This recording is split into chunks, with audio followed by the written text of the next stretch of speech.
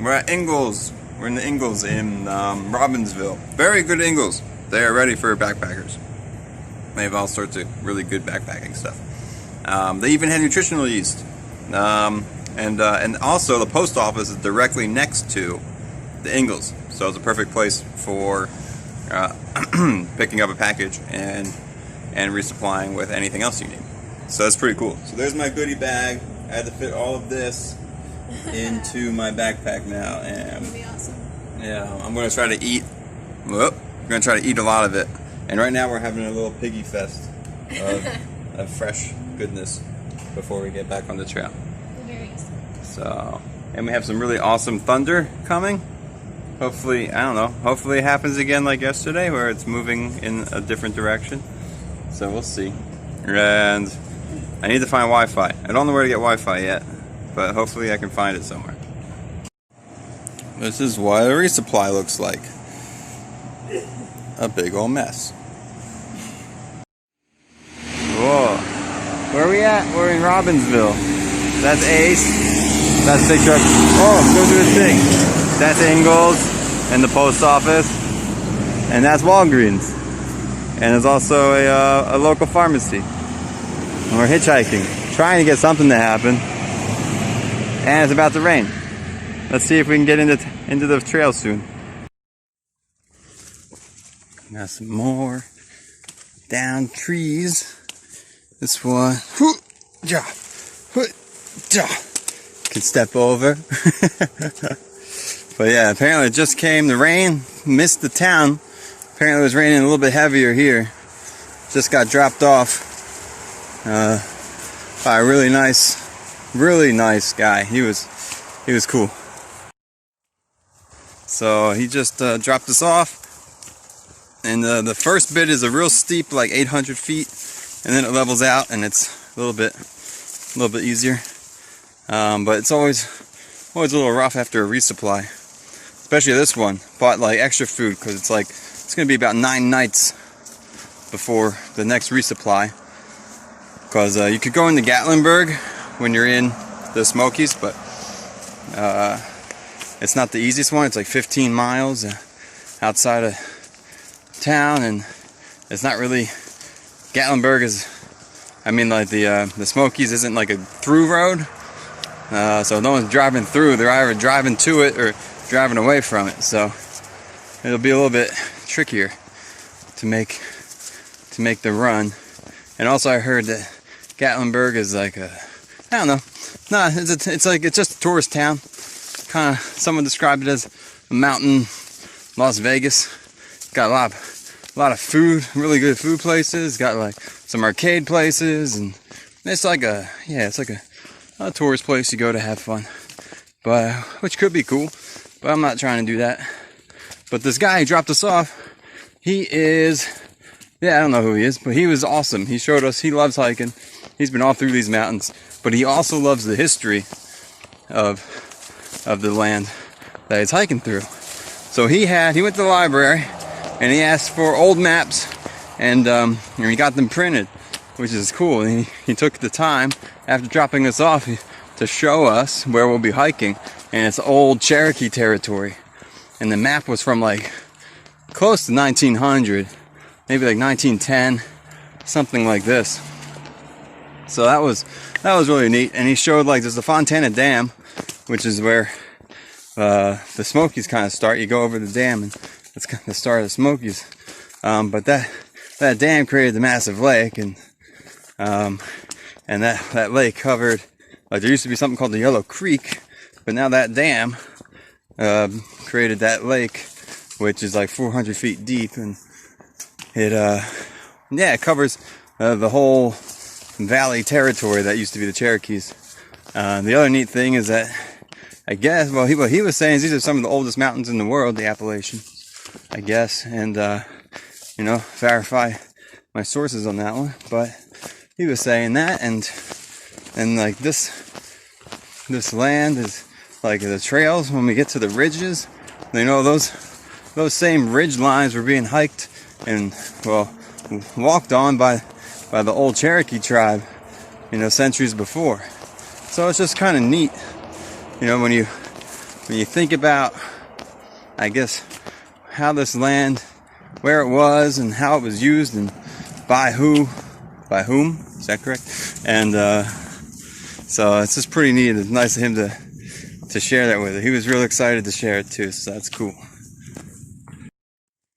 I'm getting pretty frustrated, really annoyed with this past couple sections, past days of the AT. It's just all up and down, up and down, up and down, up and down. There's nothing flat. There's nothing to like just enjoy walking. It's just, oh, don't hurt your knee. Hey, look, oh, did you not hurt your knee? Don't hurt your knee here. Oh, wow, did you make it through that? Don't hurt your knee here. I'm just like, stop it. Just let me enjoy walking for a second. Alright, anyway. I want to vent out that frustration. Thank you.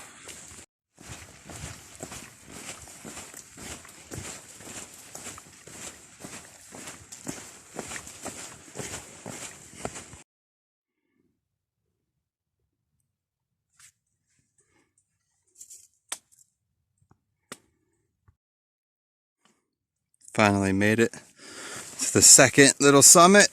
The first one didn't have any view, or it was all just still trees, so not much to see there. But this one's kind of nice. It's at the top, so kind of traditional summity rock and everything, with less soil and drier plants and everything. And yeah, some nice, you can't see it here, but some nice views like the one you just saw.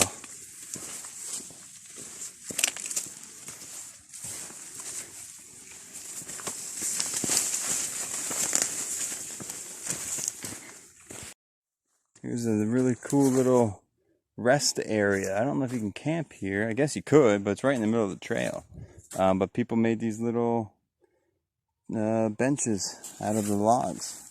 Those are that's really nice. Thank you, people, whoever did that. I'm not using them, but still, thank you. So like some few different times, the little boulder stepping, boulder climbing kind of stuff has been happening. It's yeah, my knee is starting to feel it from yesterday. I don't like how my knee is feeling, so I don't know, I'm getting a little bit nervous about that thing. It was hurting just in the grocery store, you know. That's not a great sign, so I'm gonna have to start looking into taking a 0 or 2 to recover. This is my most difficult water source yet. I'm not sure. I'll see. I just walked 0.2 downhill, so I'll do my best to try to collect it here. That water line, that's not too bad from this little source. I went over behind that, right behind that big log, and there was like a little place I could put the pouch down on, and I got that much of it full. That's pretty good. So I'll find this little spot here. So that's where I was sitting. See the bottle? Come over here. Just this little hole. I'll move that. Just this little spot there. Able to. It's a two-hand job, I think. Able to stick this guy down. Well, able to stick him down, and it can fill up nearly the whole liter. Trying broccoli for the first time. I know that the carrots do really well for 3 or 4 days. I don't know how this broccoli is going to do. Look, it looks like a bush. Oh, a bush. And so I don't know how this broccoli is going to do. So we'll find out. Tastes good today.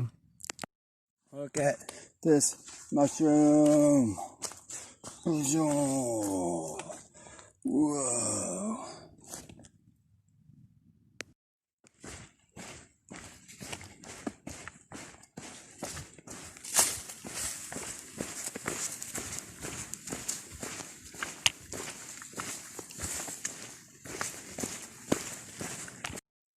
Not sure I said much about it. My knees did that, I think, just a little thing, but yeah, my right knee started kind of acting up at the end of yesterday and into today. It's like the most pain that it's been in. You know, it's not like a, yeah, it's like a general soreness, but the soreness was more than normal and active at times when it wasn't before. You know, when it was really only hurting like when I was going uphill or at the end of going down for a while, then I'd start to feel it from those impacts and stuff. But now it's just kind of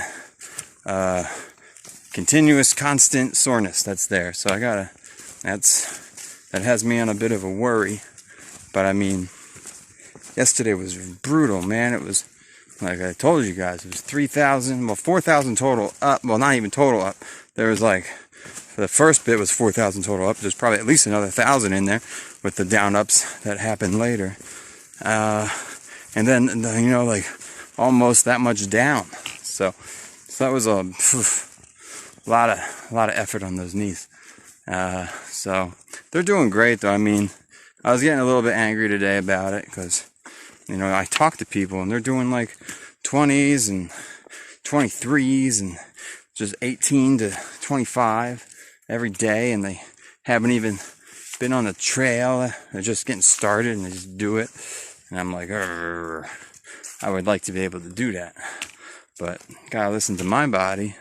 My body is different than their body, and I have to accept my body for what it can do.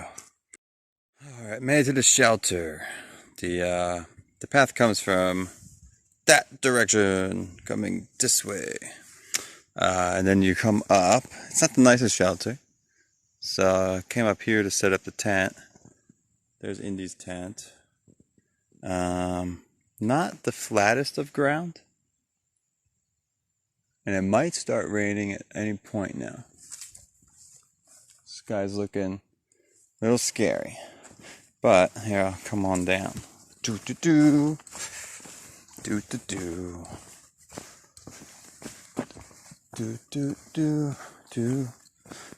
Do do do. Dinner time. I would like a bite. Yeah, that would be nice. But here's the shelter. Here's my crate. Look at this. Look at this freaking. Look at this. Look at all the food I'm carrying. My goodness. So it's getting a little dark in there. Can you even see? You can't even see.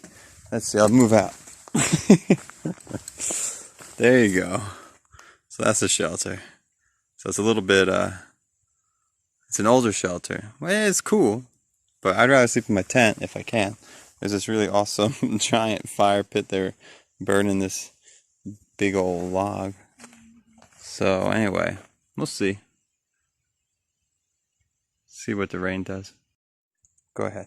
Oh yeah, it's edamame and mung bean noodles mixed with miso broth, and I added some coconut milk powder and broccoli. Yum, yeah. yum.